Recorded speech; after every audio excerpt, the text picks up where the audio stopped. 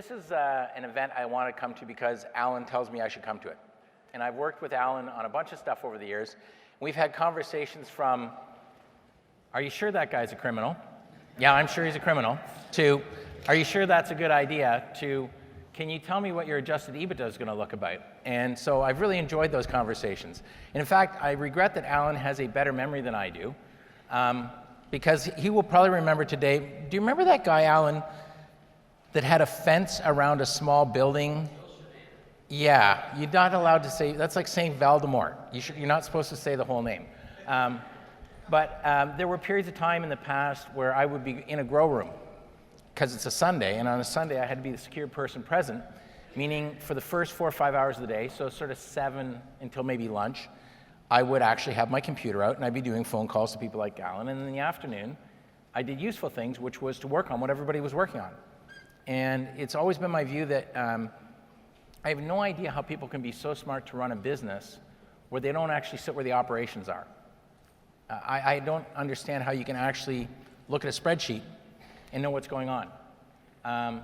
So as companies grow up, the number one negative I've found is that you got less time working in the operations. And when I walked around the operations, I found out stuff that was never in a spreadsheet. And so I kind of miss those days, but what I'm now looking forward to is I get to go to a bunch of other people's operations, and I can confirm to you that no one let me go to their shop unless they thought I was buying them. So I was apparently leading this sector, but I can tell you I was for sure prohibited. In fact, I think if I drove around a building twice, people called the cops. And it was very weird, because as soon as you get fired, then everybody says, can you come and see my shop? And so I've had a terrific summer of a lot of tourism, which is cannabis-based, which has made crossing the border a bit strange, because before I would have one answer, which is I am operating a company which is federally legal, and I'm listed on the New York Stock Exchange, and they would then possibly slow me down only on a couple occasions because the border guard figured out that what I was doing was eligible for a 401k. And they would literally, on a couple of occasions, ask, so you're saying I can invest in your company then? And what's the ticker? And like, if you're dealing with a person at the border, your goal is not to get into that conversation, right? Your goal is to get across the border and hope that, because if they did buy the stock, say like in May, and if I got that same border crossing person today and the stock is off by 50%, I'm completely screwed. So, you know, it's like giving stock tips to family members. That never works out super well. But where I think we are as a sector, I've had about 25 or 30 conversations here today.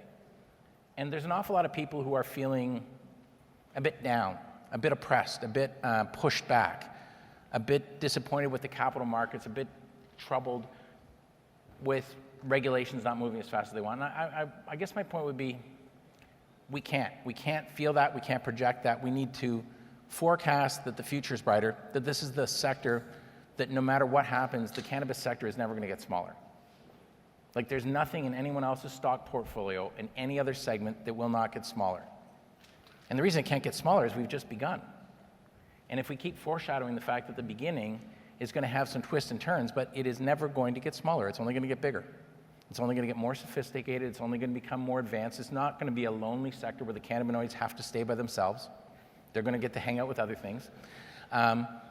That the science, the illicit market, is the unsophisticated product in many senses, because it's not supported by clinical work, and it's not supported by capital that creates advanced products to the level that can happen. And so I think that the notion, I think the first number we heard today was 347 billion. Is that correct, Frontier? Is the size of the market?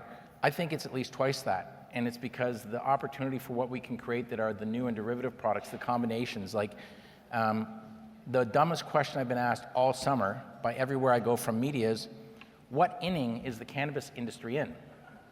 I'm like, I don't even know what game we're playing, to be totally honest. Like, are we playing like how to make racehorses recover better from a race with an anti-inflammatory response using cannabinoids? Are we talking about care of elders?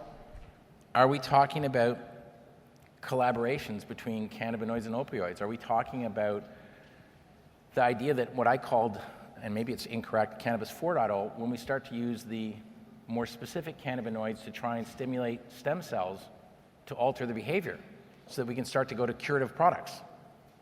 So like on a lot of those, we're not even at the field, let alone, I thought you were bringing me something. Oh.